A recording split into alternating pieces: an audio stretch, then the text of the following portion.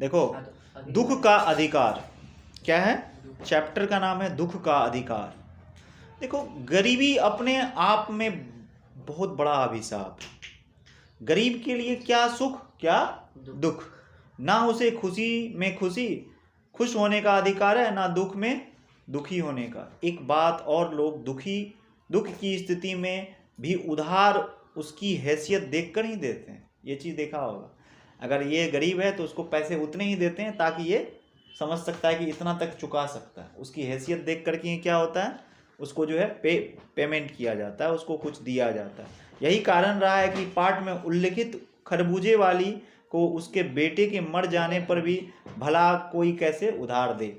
आखिर दुख में भी तो सहूलियत पर निर्भर करता है।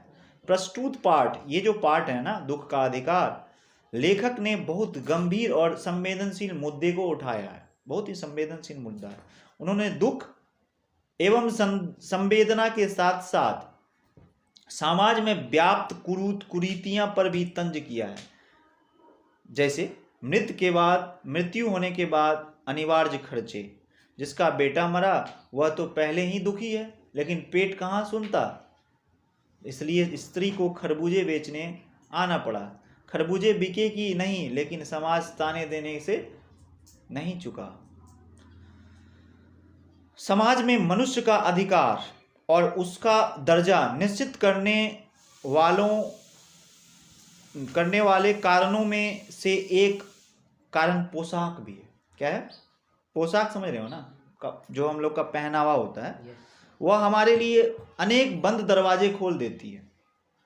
परंतु कई बार ऐसे भी परिस्थितियां आ जाती है कि हम जरा नीचे झुककर समाज की निचली श्रेणियों की अनुभूति को समझना चाहते हैं।